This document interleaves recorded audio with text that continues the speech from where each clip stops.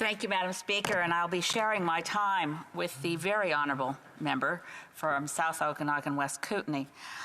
It's an honour to rise here tonight, and it's a challenge with 5 minutes to try to dig into this issue, which combines two of my practically lifelong interests and passions, protecting Canada's forests and dealing with trade agreements that tend to be unfair.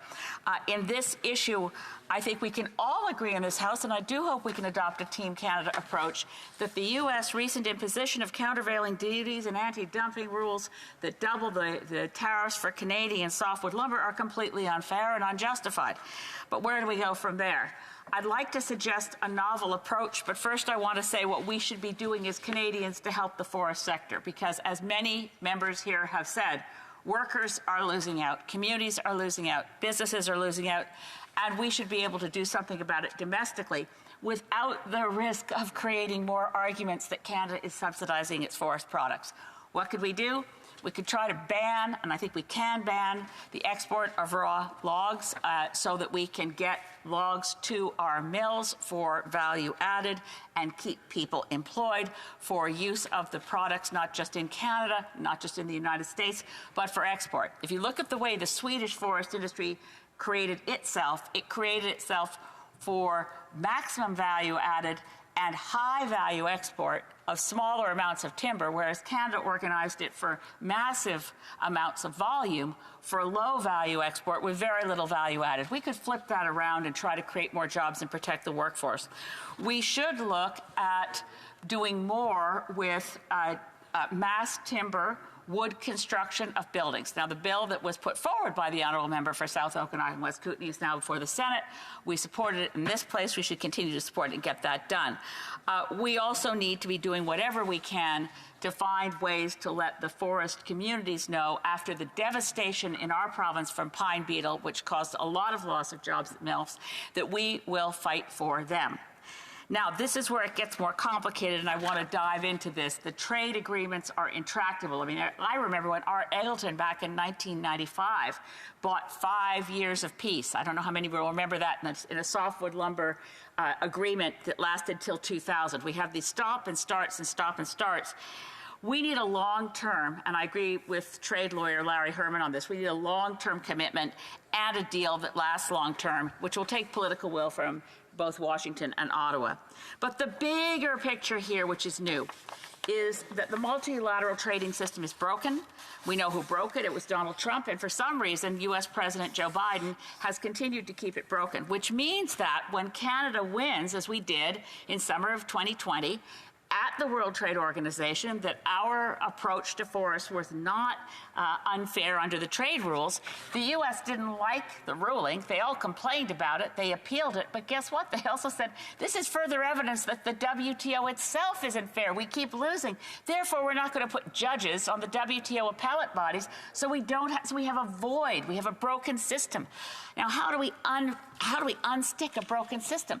We used to be challenged by the U.S. because they said it was our stumpage rates that created a subsidy. This time around, they're saying that in New Brunswick, a renewable energy program to encourage the forest industry in New Brunswick to produce renewable energy is a subsidy. Now that gets interesting. We've got the trade regimes all around the world interfering with climate action. We've got rulings against India for doing solar energy. We have to make sure the trade regime stays out of measures to protect our climate. Now, maybe, just maybe, the Honourable Minister for Trade and the Honourable Minister for Environment Climate Change might get the U.S. administration's attention by suggesting a new approach to really trying to unstick the World Trade Organization and make it something that doesn't fight climate action, but ensures that trade rules don't block climate action. We are way overdue for a rethink of our global trading regime, and it may just be possible, I don't know how likely it is, Madam Speaker, but this, forgive the word logjam in this context, but there's a logjam at WTO created by the U.S. administration that broke the system under Donald Trump, wants it to stay broken under President Biden. Maybe we can get the Biden administration's attention through John Kerry and others to rethink the way these rules are being used, to put judges on the appellate body, to have a long-term vision that includes the climate sequestration benefits of forests. Thank you, Madam Speaker. Questions and comments. The honourable member for Kenora. Thank you very much, Madam Speaker. I appreciate the speech from the member from Saanich Gulf Islands, and I am just curious to get her thoughts. This is something that's been talked about a bit throughout the evening, is that I believe the member from Winnipeg North mentioned this, that the government is concurrently, as they're dealing with the softwood lumber issue, concurrently looking at new markets as well for Canadian softwood lumber. And I'm wondering if the member from Saanich Gulf Islands has any thoughts or any comments on that approach. Thank you, Madam Speaker. For Saanich Gulf Islands. Thank the honourable member from Kenora for the question. Well, again, I think there's a limited market when what we're selling are 2x4s. If we do more in the value-added area, we can certainly imagine selling more of our wood products to Europe, more of our wood products to Japan. Japan in housing construction has led the way in a lot of the wood-constructed housing.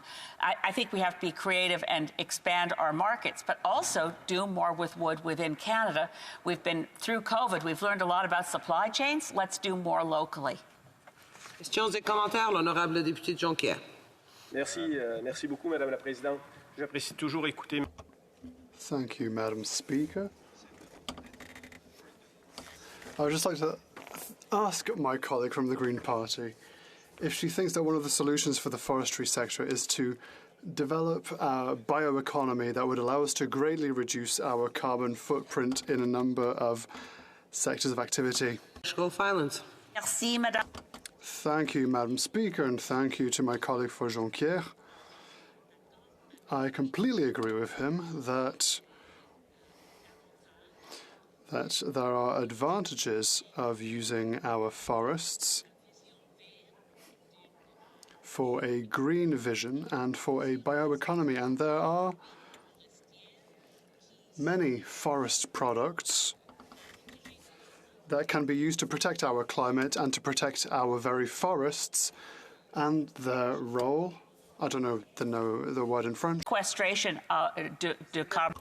The sequestration of carbon. Oh, it's sequestration. It's séquestration in French. Perfect. So it's essential for us to imagine the value of forests, that it is more than simply clear-cutting forests. Questions and comments? Comments. Oof, the honourable member for, sorry. Parascount Muskoka, sorry. You do. Speaker, I'm wondering if the honourable member's been around here a lot longer than me and has seen this issue come back and forth so many times. This softwood lumber dispute just seems to, we sort of feel like we get it solved and then all of a sudden we're back into it again. I'm wondering if maybe she might give some thought to a more longer-term solution to this problem so we're not constantly battling with our neighbour. Honourable member for Saanich Gulf Islands.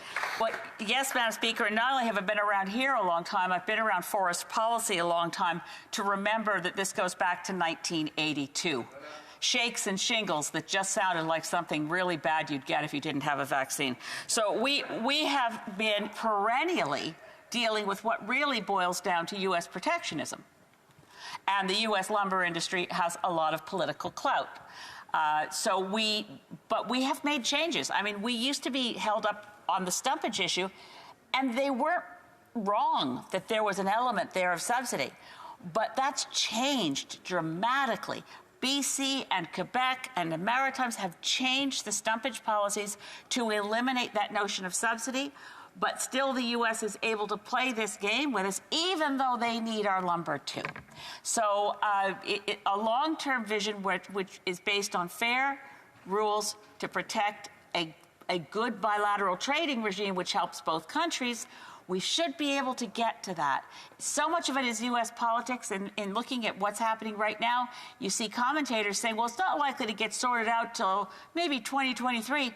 because of the U.S. midterms. That has nothing to do with our forest policy, and you can't really blame the current administration as much as one likes to blame them for things.